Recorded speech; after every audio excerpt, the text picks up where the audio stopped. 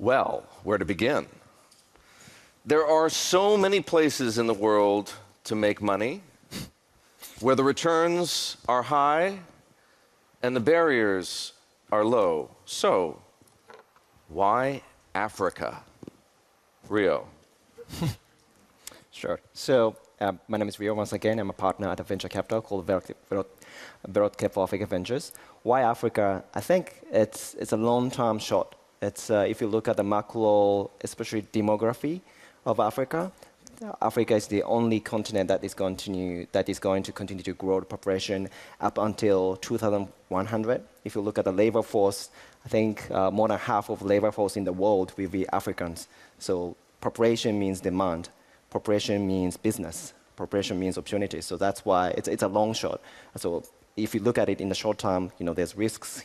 There's a lot of. We might just talk about some of those. Yeah. So I think it's a long shot, backed by population growth. Raja, why Africa?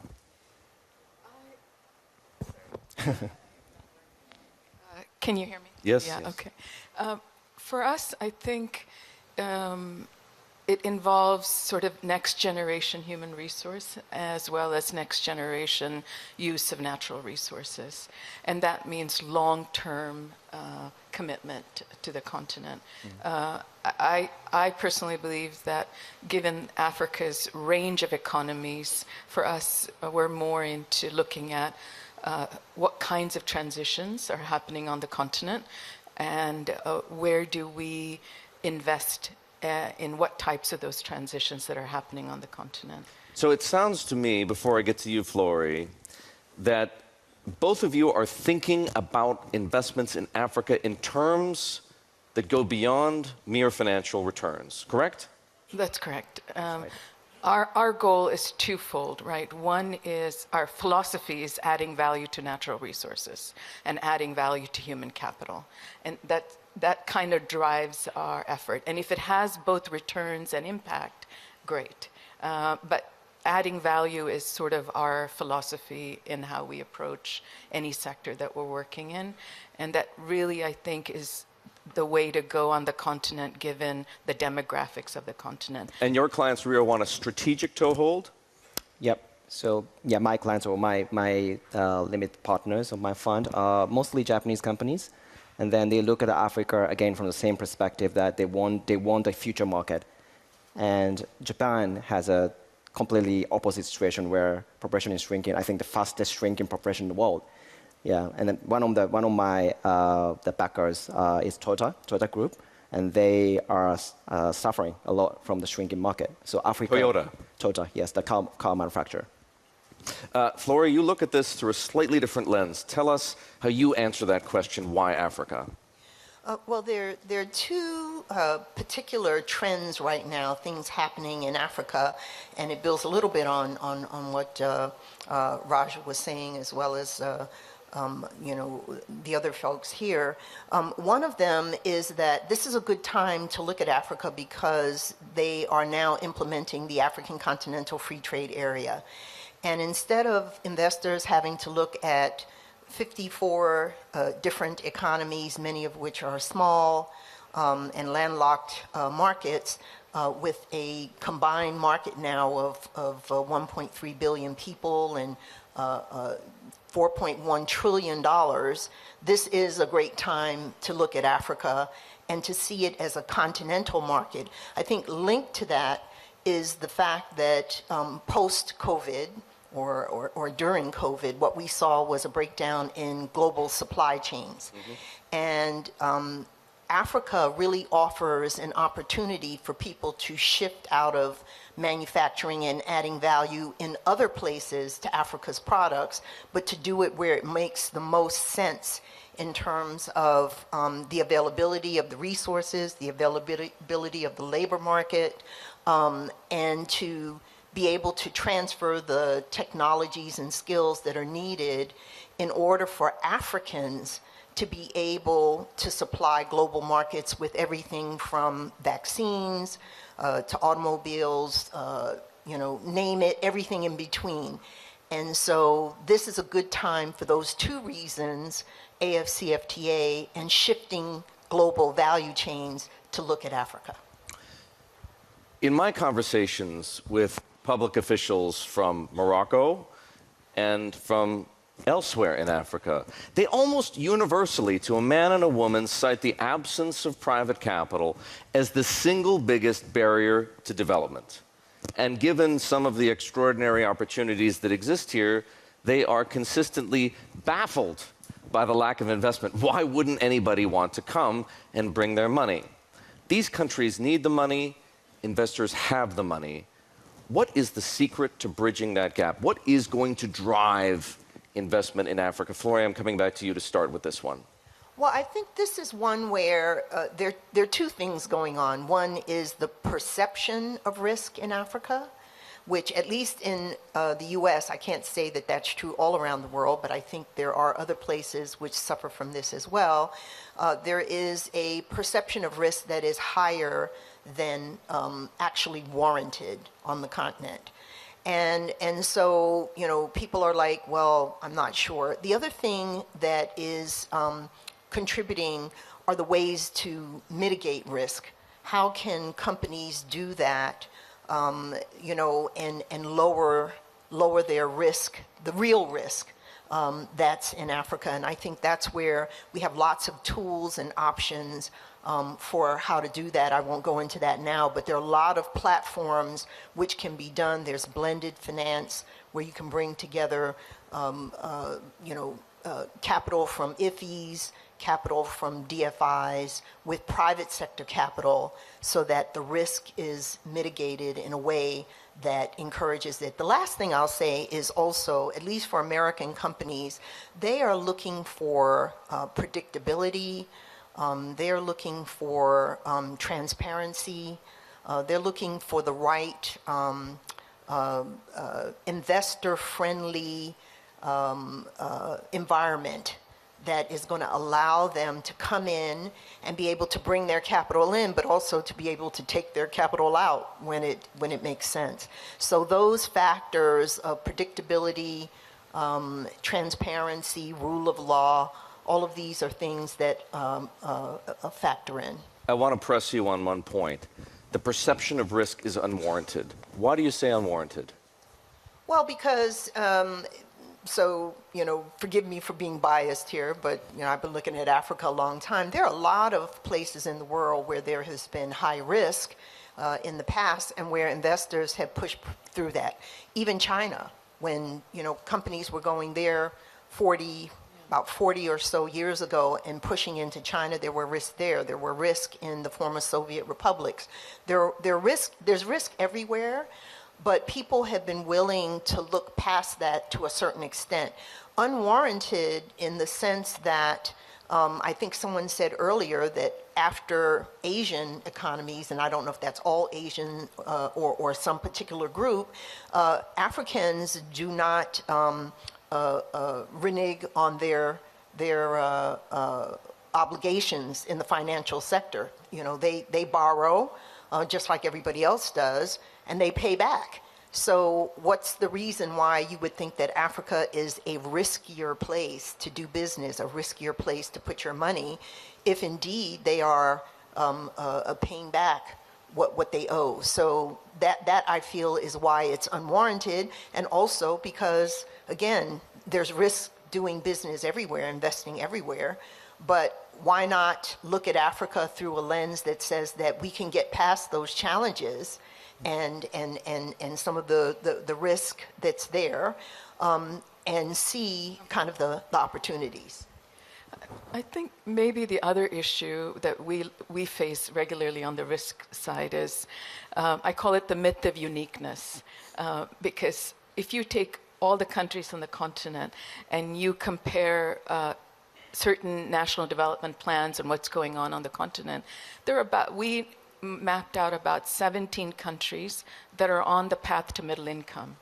So if you did not take the entire continent and looked at the transitions, right? Certain countries are first-generation post-colonial regimes. Some countries are transitioning in the post-war to first economic reforms. The others are beyond economic reforms and going toward, have goals to become middle-income countries and want to find sectors that are key to that jump in their economic. So I think transition, I think one of the perceptions of risks has been not maybe making a distinction between the whole continent lumped into one. So anytime you hear on CNN, something happened in like Francophones are now going through a war to peace transition. The Anglophones went through it in the 1990s and 2000s. So when we talk to our investors, we say, okay, let's separate, and we do a little mapping exercise to say, if you're willing to invest in Ukraine and Afghanistan, clearly you can invest in East Africa between Kenya, Tanzania, Uganda, Rwanda. So we do a lot of sort of data, relying on, I shouldn't say this openly, but relying on general op-ed pieces or general bylines on the bottom of a CNN tracker doesn't give you the same sense of sitting down and mapping out these various economies and the status of those economies and where they are. So right now we're focused on saying, what is the risk related to countries on the path to middle income? That's a different, mapping out risk is as different as mapping out these countries' political transitions or security transitions. Probably fair to say the single most important thing to do as an investor of any stripe in Africa is not to look at it monolithically, right? Exactly. Because then you don't know what is driving, what is the underlying driving factors. As Flori mentioned about the Free Trade Act across the continent, we said, wow, we can't do the whole continent. Look at this Free Trade Act. We said, okay, let's take East Africa and say, what are these 9 countries doing about economic integration? And where do they stand in that regard about free trade? I just wanted to jump in on one point that was made that Raja touched on, is the importance of going and seeing for yourself. And I just want to say that we are aware of U.S. companies that their CEOs are traveling to the continent, and they are sitting down and then coming back and developing strategies based on that vision that they have from being on the ground and developing some of the relationships that I think are necessary to do good business in Africa. You got to be there. Got to go to the continent. Don't just sit back in, back in the States or wherever you are and think that you know what you need to do in Africa without being present. Rio, people, potential investors and actual investors cite any number of risks or issues they encounter when considering or even making investments in Africa. I could tick off a few: policy and regulation, infrastructure, political stability, rule of law, government incentives, multilateral support, corruption, education. How many of those do you run into? How many of those are issues for you? All of them. So actually, I wanted to add some context to the conversation of risk. I think we have been talking about the maybe macro level risk as a country, whether they have how many barriers, what kind of barriers each country has to get to the middle income country, right? But if you look at it at a macro level, as a venture capital, because the types of companies that I back are very small, like maybe $1 million revenue, $2 million revenue type of companies. And then the variety of risks that we face on a day-to-day basis is mind-blowing. For example...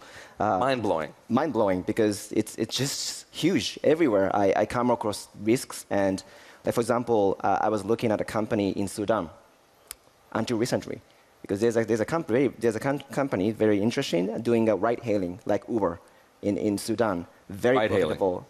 Ride-hailing, taxi ride-hailing, bootstrapped without any funding.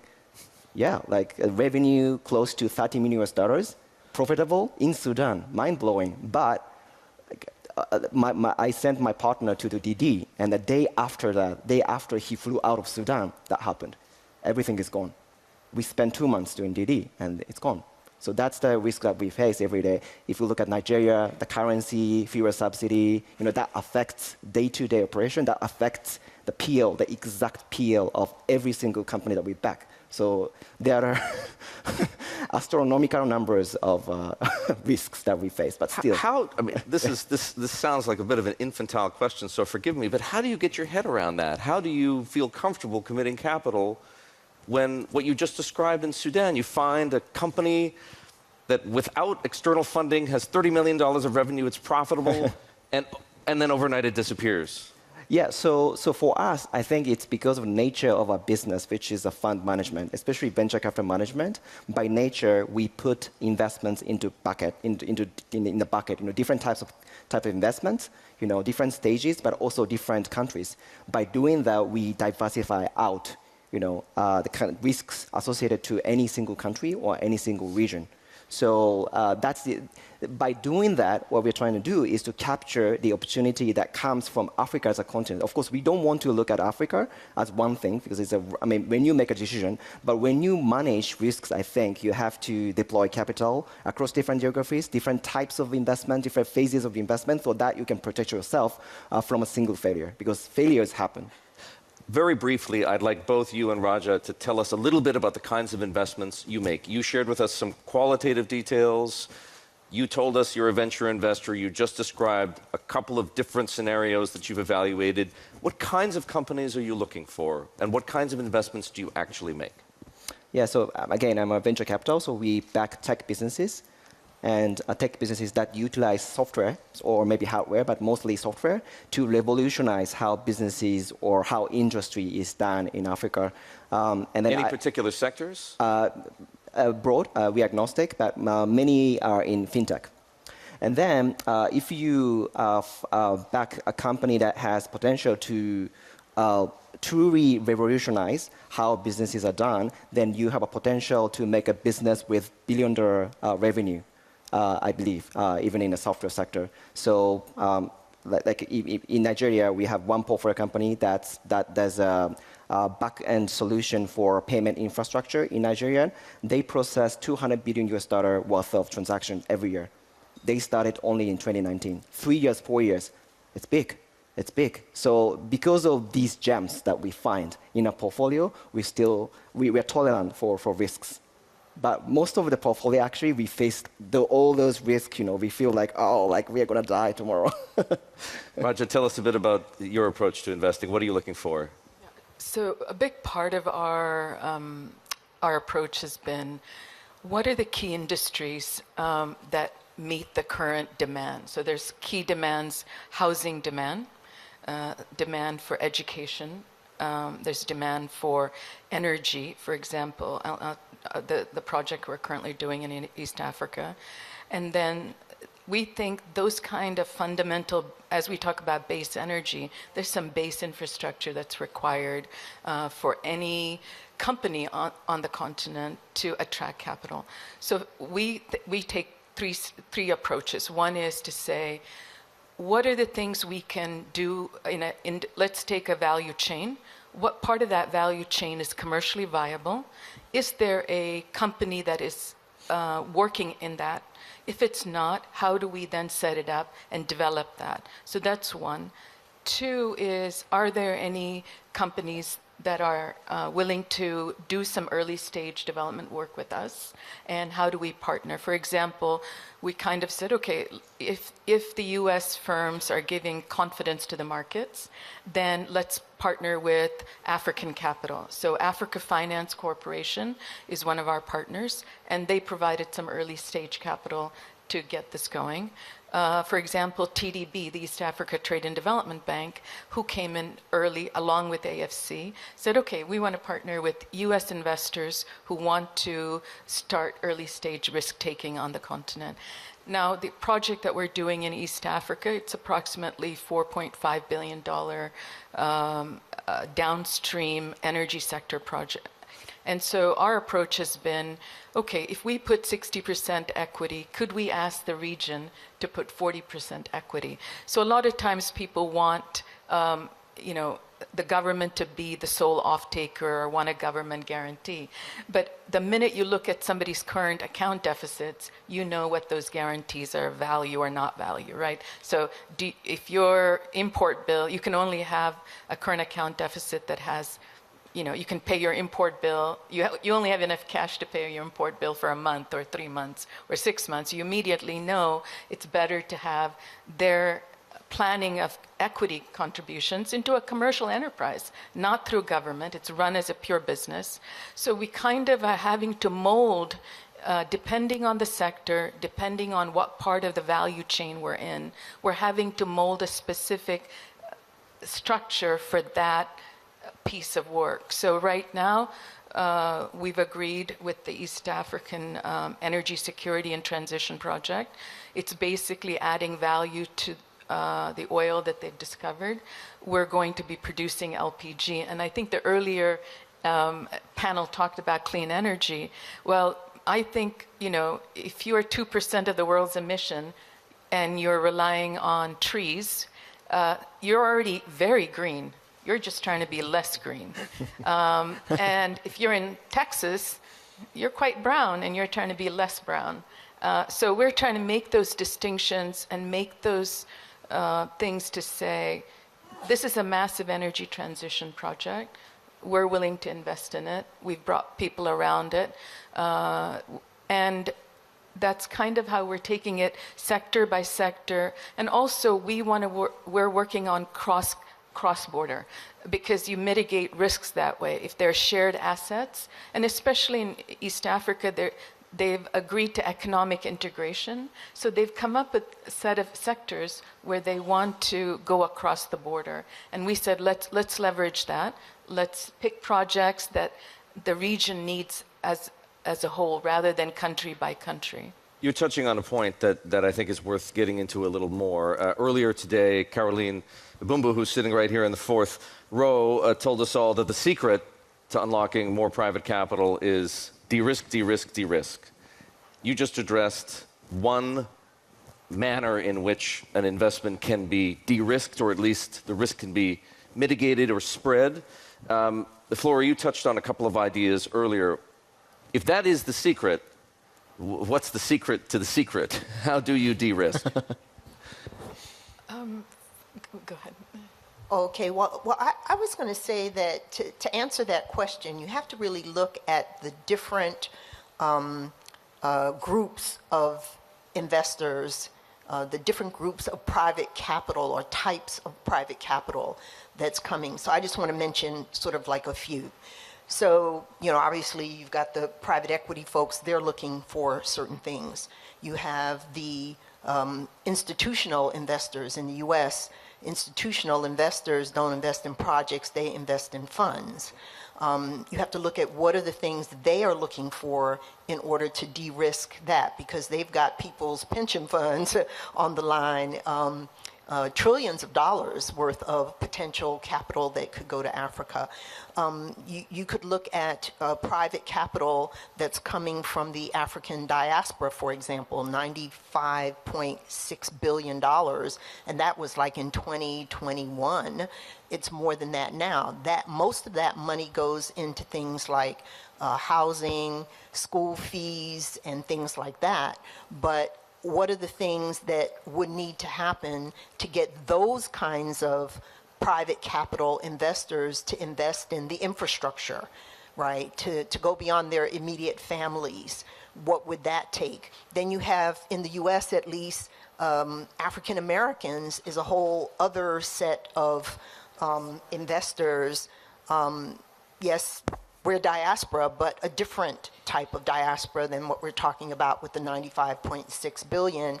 Then you've got the African sovereign funds. I think I see here Obeid, who has the Africa Sovereign Investors Forum that they've started and is expanding. What are those kinds of sovereign funds looking for? So there's a whole range, and then you've got the DFIs, which obviously that's not private capital, but when you add to, AFDB, Africa 50, TDB, AFC, What are the things that each of those are looking for? I think the other issue may be also management. I think a big part of the entire process of investing is management on the ground. People who have to go sit in front of a minister, sit in front of a regulatory agency, it's a constant day-to-day de-risking approach you have to take. Hands-on. Hands-on. Otherwise, you're not part of the development. De-risking starts at the development process, not when it's ready to be invested in. So we've said, okay, we have regulatory risk, we have institutional risk, so we need a full day-to-day de-risking strategy on a daily basis, not just you show up and you said, oh, I'm surprised this happened. Well, for example, I won't quote the country or the agency. We were about to put in some money, release some money, and they said to us, well, we've never done this before. We don't have any laws for it. I'm like, what? You want to talk about creating a law for this disbursement? And so it took our legal team, about 2-3 months to say, okay, maybe not make it a law. Maybe we start with a policy before you try to regulate it, because it doesn't exist yet. So that's kind of so we also provide we finance technical assistance to our counterpart, whether it's the public sector or whether it's a company. On every project, we try to set aside $2 million of pure technical assistance, so they then procure their lawyers, their commercial, so that way we're not outgunning them in the deal that we're putting together. Quick question for you. You mentioned earlier, and Flora, you may have a view on this, and for all I know, Rio, you may have a view on this. You mentioned earlier the types of non-private capital that you can source, co-investment, for example, incentive capital.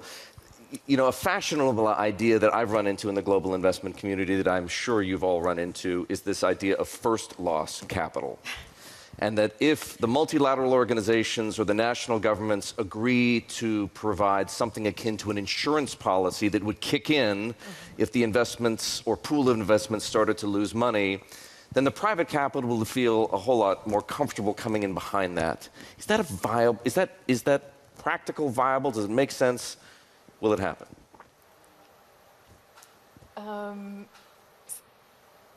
I have a different view about first loss issues. If you are investing in a commercially viable enterprise, the government doesn't have to do things that are cash-based first loss. They provide regulatory enabling environments. They provide land.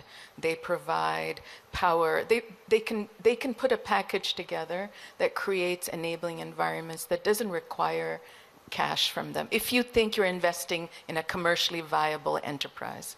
Now, if you think that it is some type of a public good being implemented by the private sector where the risk has to be shared, then that allocation has to go through a real discussion of where that first loss can be recovered. So, for example, we said in the project that we're doing in East Africa, we said, look, they said, are you sure you don't want a government guarantee? I'm like, I'll take the 40% equity, right? Like, if you can program into your national budget every year during the development process, $5 to $10, $15, $20 million, as you do to pay back the World Bank or anybody else in your budgetary process, then it's a better instrument.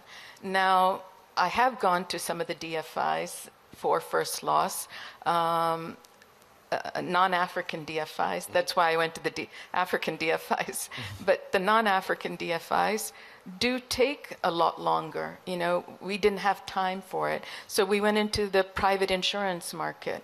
And now, I think when it comes to Africa, we're also having to educate the private insurance market, saying, look, we covered your risk up to this point.